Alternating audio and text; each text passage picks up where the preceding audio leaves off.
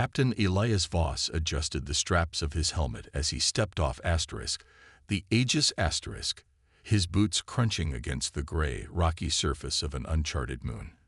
Dust swirled around him in faint clouds, kicked up by the gentle breeze that swept across this barren world. Above, 3 suns hung low in the sky, casting strange shadows over the landscape. It was quiet, too quiet, but that wasn't unusual for places like this. Humanity had explored hundreds of moons and planets, and most of them were lifeless wastelands. Elias glanced back at his crew, who were busy setting up equipment near the ship. They were a competent team. Engineers checking scanners, scientists collecting samples, and security officers scanning the horizon for any signs of danger. Everything seemed normal so far, but Elias couldn't shake the feeling that something about this place felt off. Maybe it was the eerie silence or the way the ground shimmered faintly underfoot, almost like it was alive. Anything yet? Elias asked into his comlink, addressing Dr. Reena Patel, the lead scientist on the mission. Nothing unusual, came her voice through the earpiece. Just rocks and dust. No signs of water or organic compounds. Elias nodded to himself. This moon hadn't shown much promise when they first detected it from orbit. Still, protocol demanded they investigate every anomaly, and anomalies were exactly why they were here. A few days ago, long-range sensors aboard the Aegis * had picked up faint energy readings emanating from beneath the surface. At first, the team thought it might be leftover radiation from some ancient cosmic event, but as they got closer, the readings grew stronger and stranger. Deciding to take matters into his own hands, Elias grabbed a handheld scanner and walked away from the group. He didn't go far, just enough to get a clearer signal without losing sight of the ship. As he moved, the scanner's display flickered wildly, its needle jumping higher with each step. Whatever was causing these readings, it wasn't natural. After about 10 minutes of walking, Elias stumbled upon what looked like the entrance to a cave. Unlike the rest of the jagged terrain, this opening was smooth, almost perfectly circular, as if carved by intelligent hands. Intrigued, he activated the flashlight on his wristband and peered inside. The beam illuminated walls made of crystalline material that sparkled faintly, reflecting light in mesmerizing patterns. "This is definitely not natural," Elias muttered under his breath. He tapped his comlink again. "Team, I found something. Looks like a structure of some kind. Meet me at my position ASAP." But before anyone could respond, Elias noticed something else, a faint hum vibrating through the air. It wasn't coming from his equipment. It was deeper, resonating in his chest. Following the sound, he ventured farther into the cavern, his footsteps echoing softly against the shimmering walls. After a short walk, he reached a massive door etched with intricate symbols that glowed faintly blue. Curiosity got the better of him. Ignoring protocol, Elias reached out and touched the door. For a moment, nothing happened. Then, with a low rumble, the door began to open, revealing a chamber bathed in soft golden light. Elias froze, unsure whether to retreat or proceed. Before he could decide, movement caught his eye. Standing in the center of the room was a figure, a humanoid shape clad in flowing robes. Her skin shimmered like starlight, and her luminous eyes locked onto his, with an intensity that sent chills down his spine. For a split second, neither moved. Then, the figure's expression shifted, from surprise to confusion, then to something unreadable. Whatever, or whoever, she was, one thing was certain. Elias had just walked into something far beyond anything he'd been trained for, and judging by her reaction, she hadn't expected him either. Elias sprinted through the chaos, his heart pounding as plasma blasts whizzed past him. Genera's guards provided cover fire, their disciplined shots keeping the dissenters at bay, while he made his way toward the nearest enemy ship. The sleek vessel loomed ahead, its jagged design exuding menace. Smoke billowed from its thrusters as it hovered just above the ground, preparing for another assault. "Focus on the engine core," Elias muttered to himself, recalling schematics of similar alien ships he'd studied during his training. If he could disable the power source, the ship would be grounded, and hopefully, the others would follow suit. Reaching the ship's landing ramp, Elias ducked behind a pile of debris as a group of dissenter soldiers disembarked. He waited until they passed before slipping inside, his movements quick and silent. The interior was dimly lit, filled with strange machinery humming faintly. Alien symbols glowed on control panels, but Elias didn't need to understand them. He trusted his instincts and years of experience with advanced technology. He located the engine room quickly, thanks to the faint vibrations emanating from within. Pulling out a small EMP device from his utility belt, a standard tool in human exploration missions, he attached it to the main conduit. A countdown began on the device's display, 10 seconds.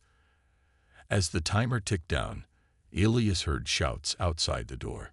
The dissenters had realized someone was sabotaging their ship. He cursed under his breath, planting a decoy charge near the entrance to buy himself time. When the explosion rocked the corridor, drawing the enemy's attention, Elias slipped out through a secondary hatch.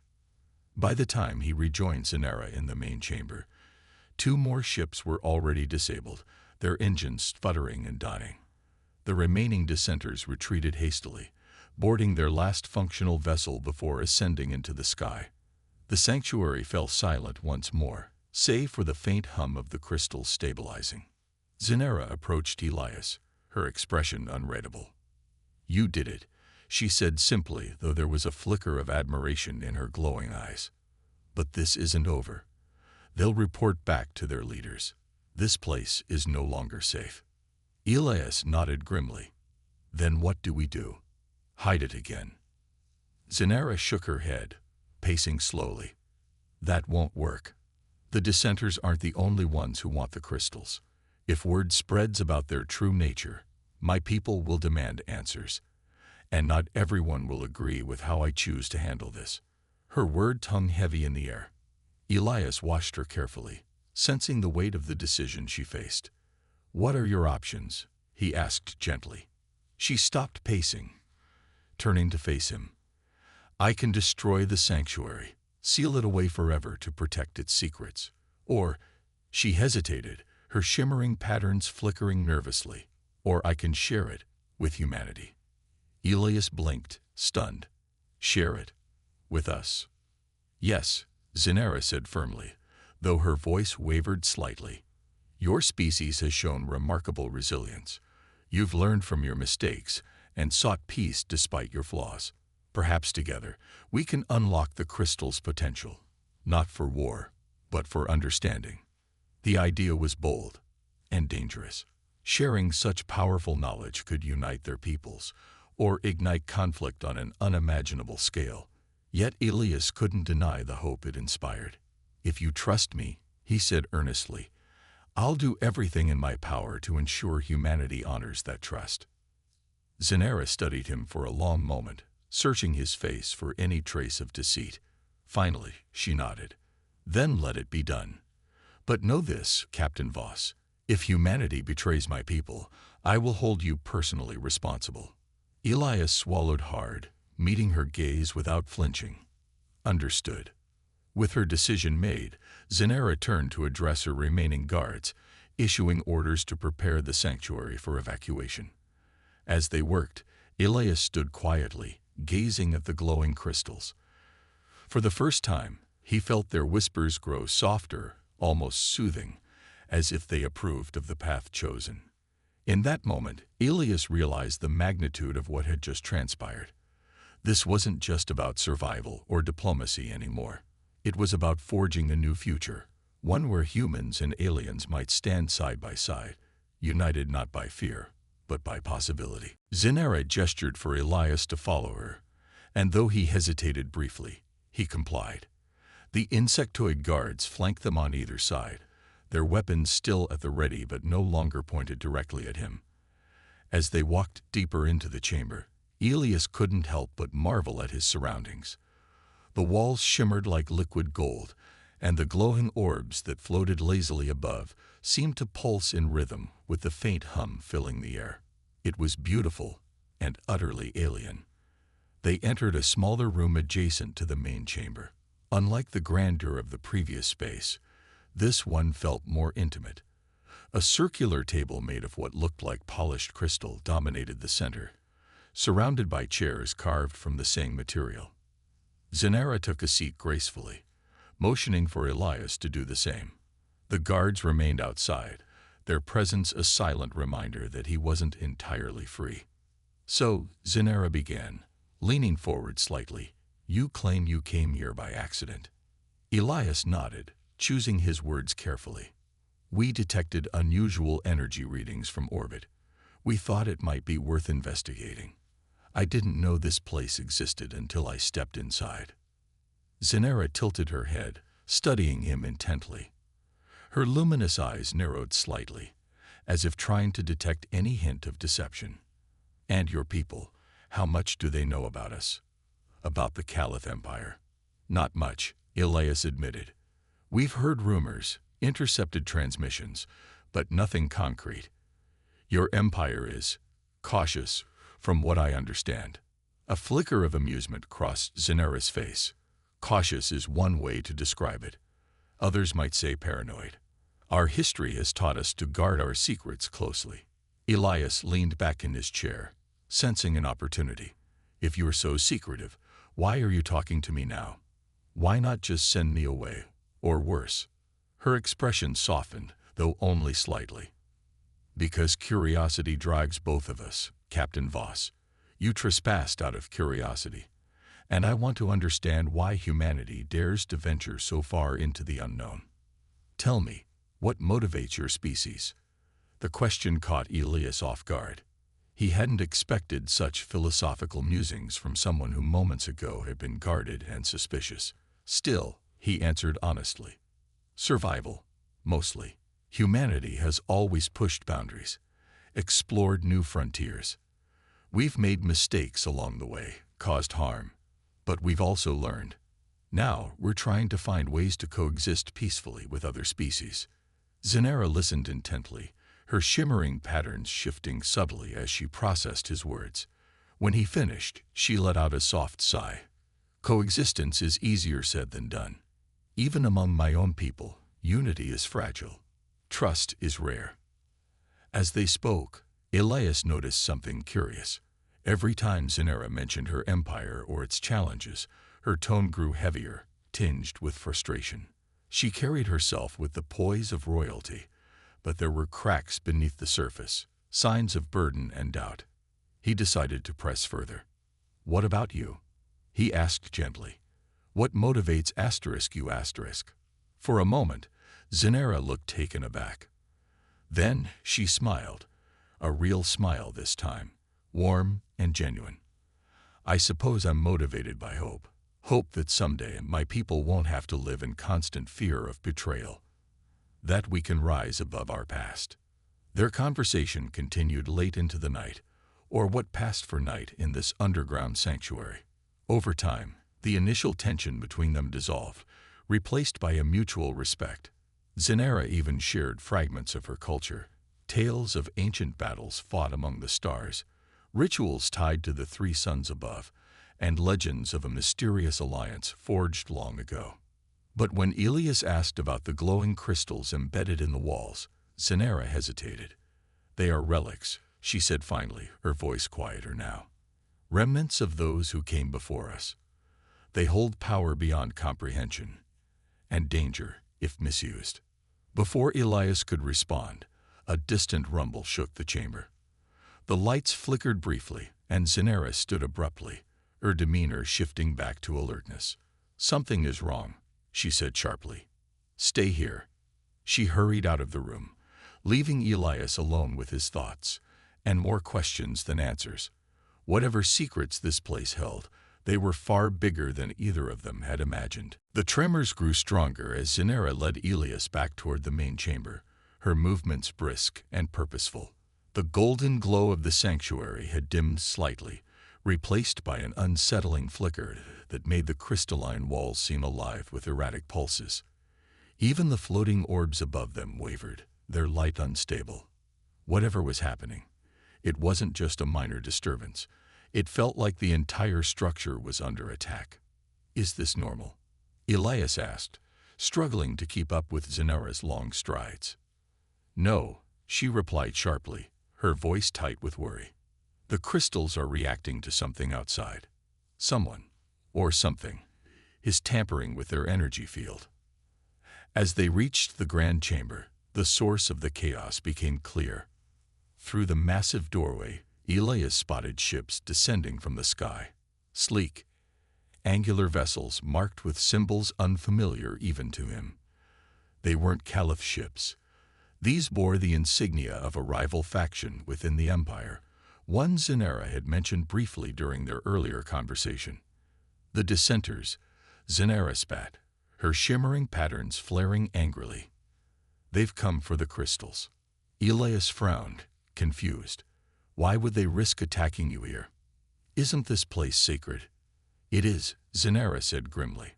"But sacredness means nothing to them. To the dissenters, the crystals represent power, and they'll do anything to seize it." Before Elias could respond, the first wave of attackers stormed into the chamber. Unlike the disciplined insectoid guards who served Zenara, these newcomers were chaotic and brutal, armed with jagged weapons that crackled with raw energy. They moved with reckless abandon, smashing through delicate structures and firing indiscriminately at anything that moved. Zenara didn't hesitate. With a sharp command, she summoned her own guards, who formed a protective barrier around her and Elias. "Stay behind me," she ordered, her tone leaving no room for argument. Elias obeyed, but he wasn't about to stand idly by. Drawing on his training as a captain, he quickly assessed the situation. While Zenara's forces were outnumbered, they had the advantage of knowing the terrain. The crystalline walls amplified sound and light, creating opportunities for clever tactics. Grabbing a fallen plasma rifle from one of the attackers, Elias crouched behind a shattered pillar and began picking off enemies strategically. His aim was precise, each shot disabling rather than killing, a habit ingrained from years of trying to minimize casualties. Beside him, Zenara proved equally formidable. She raised her hands, and the glowing patterns on her skin intensified, channeling the crystal's energy into shimmering shields that deflected incoming fire. Despite their efforts, the battle raged on. The dissenters pressed forward relentlessly, their leader shouting orders in a guttural dialect Elias couldn't understand. It was only when Zenara unleashed a burst of energy from the central dais, the same platform where Elias had first seen her, that the tide began to turn. The golden light surged outward in a radiant wave, forcing the attackers to retreat temporarily. Breathing heavily, Zenara turned to Elias, her expression a mix of gratitude and surprise. "You fight well, for a human." Elias managed a weak smile. "Guess we make a good team." But the respite was short-lived. More ships descended, and the sounds of reinforcements echoed in the distance. Zenara clenched her fists, determination burning in her eyes. "We can't hold them off forever. We need another plan." Elias nodded, his mind racing. "If we disable their ships, they'll lose momentum. Can your people sabotage their engines?" Zenara hesitated, then shook her head. "Not without risking the crystals. If we divert too much energy, the entire sanctuary could collapse." An idea struck Elias. "Then let me handle it. I've dealt with tech like this before. Just get me close enough." Zenara stared at him, weighing the risks. Finally, she nodded. "All right. But if you die out there, don't expect me to mourn." Elias grinned despite the gravity of the moment. Wouldn't dream of it. With renewed purpose, the two prepared to strike back, not just to defend the sanctuary, but to prove that trust between species might be humanity's greatest weapon yet. Elias sat in silence after Zenara left, his mind racing with everything she'd shared. The glowing crystals that lined the walls seemed to pulse faintly now, almost as if they were alive and aware of his presence. He couldn't shake the feeling that this place, this sanctuary, was more than just a relic of the past. It felt sentient. Curiosity got the better of him. Rising from his seat, Elias approached one of the crystalline structures embedded in the wall. Up close, the crystal shimmered with an inner light, casting prismatic reflections across the room. Tentatively, he reached out a hand, brushing his fingers against its cool surface. The moment he made contact, a jolt ran through him, not painful, but startling. A low hum resonated in his ears, growing louder until it filled the entire chamber. Then came the whispers. At first, they were indistinct, like murmurs carried on the wind. But as Elias focused, fragments of words began to emerge. Alien syllables mixed with half-formed phrases in languages he didn't recognize. One phrase stood out clearly: "Guardians of Balance." Before he could process what it meant, footsteps echoed behind him. Zenara returned, her expression tense but controlled. She noticed his hand still resting on the crystal and frowned deeply. "What are you doing?" she demanded, her voice sharp with concern. "You shouldn't touch those." Elias pulled his hand back quickly, feeling a mix of guilt and awe. "I'm sorry. I didn't mean to." "They're not toys," Zenara interrupted, stepping closer. Her glowing patterns shifted rapidly, betraying her agitation.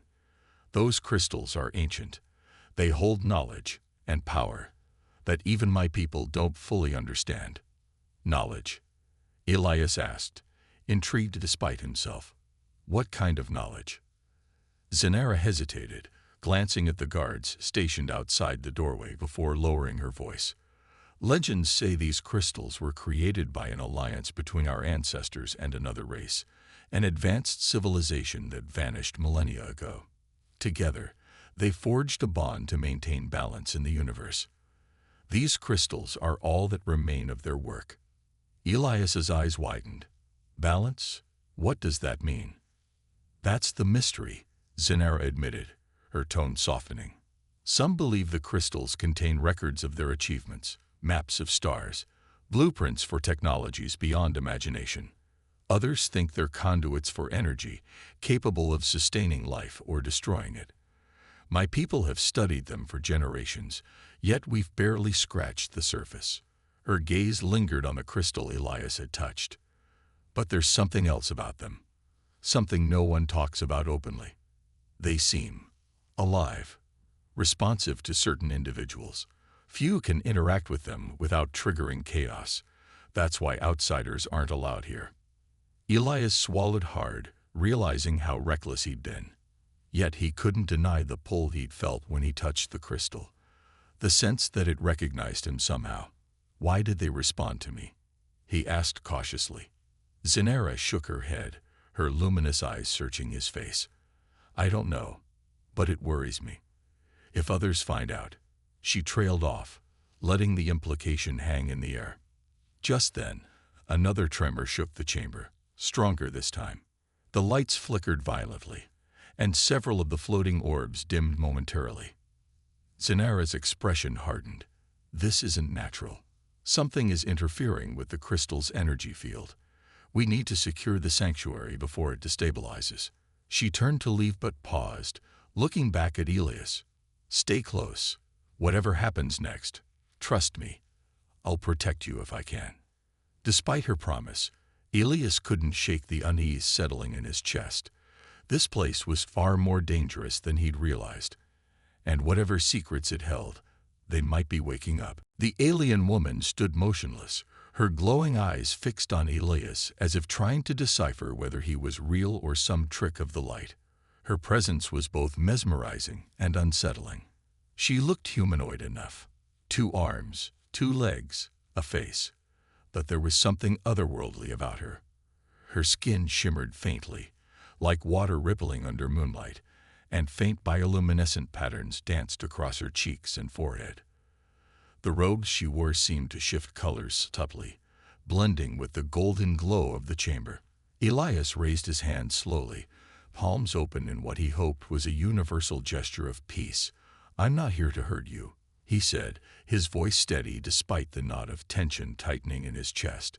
He doubted she understood English, but it felt better than standing there silently while she stared at him like an intruder, which, technically, he was. For a moment, neither moved. Then, without warning, alarms blared throughout the chamber. Loud, piercing tones echoed off the crystalline walls, making Elias wince. The alien woman's expression shifted instantly from calm curiosity to sharp alertness. She turned her head toward the entrance behind Elias, her movements fluid and deliberate. Before Elias could react, the chamber erupted into chaos.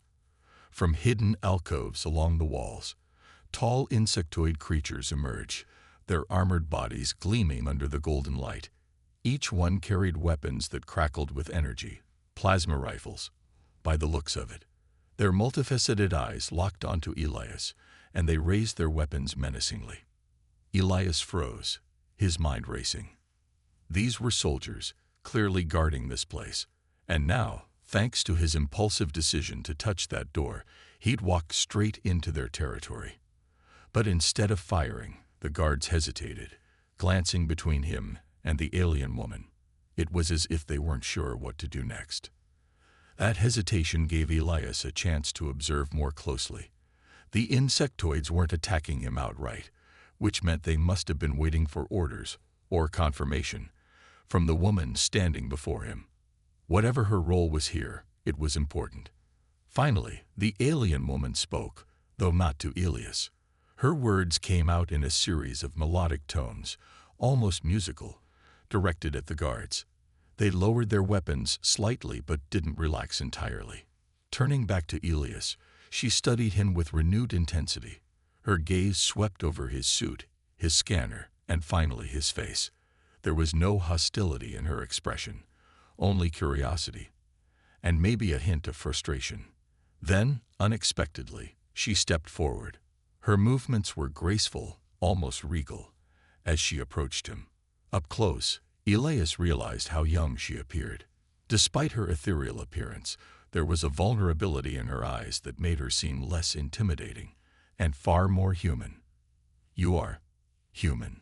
she asked suddenly, her voice soft but clear. To Elias' astonishment, she spoke perfect English. He blinked, caught off guard. Yes, my name is Captain Elias Voss. I'm part of an exploration team." She cut him off with a wave of her hand. "Why are you here? This place is forbidden." Her tone wasn't angry, exactly, but there was an edge to it, a mix of authority and disbelief. Elias scrambled for an explanation.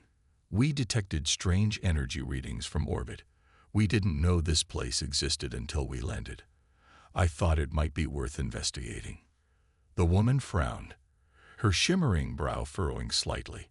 She glanced at the guards again, then back at Elias.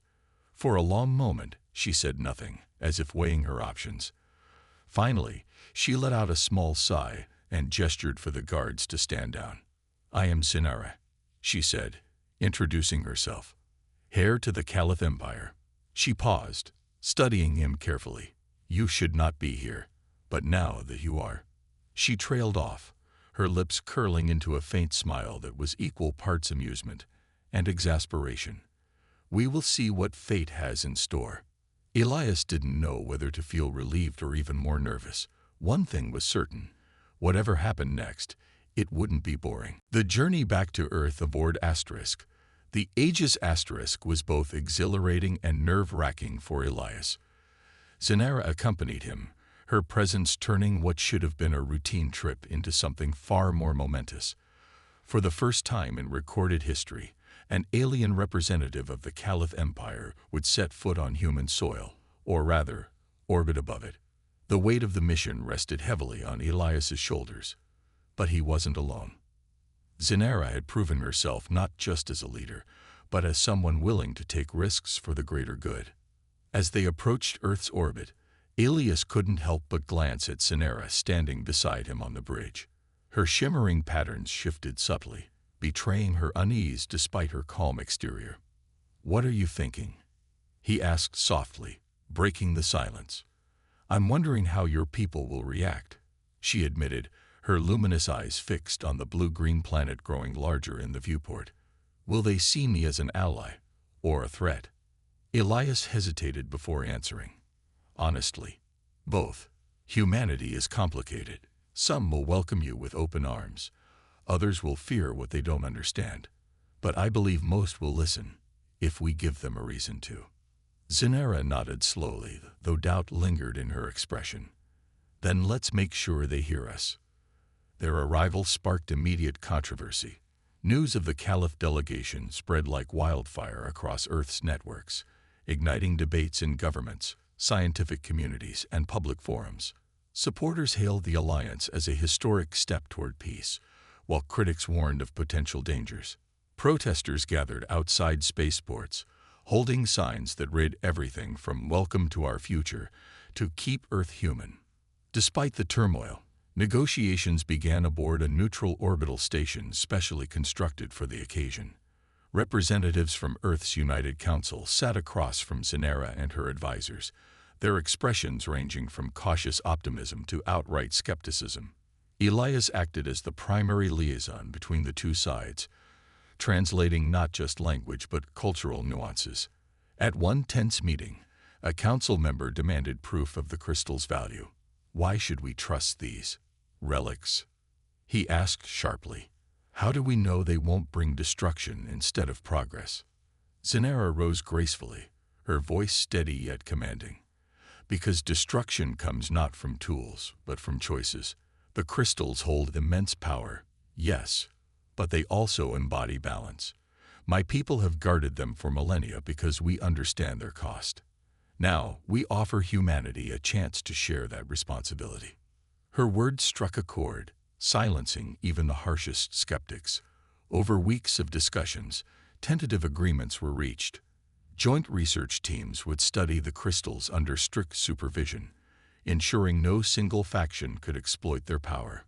In return, the Caliph Empire requested access to human advancements in sustainable energy, a trade that symbolized mutual benefit over dominance. Amidst the political whirlwind, Elias and Zinera found rare moments of quiet reflection. Late one night, they stood together on the station's observation deck, gazing at Earth below. Its oceans sparkled faintly in the sunlight, continents sprawling like living art. "You've changed my perspective," Zinera said quietly. "Before meeting you, I thought humans were reckless, driven only by greed.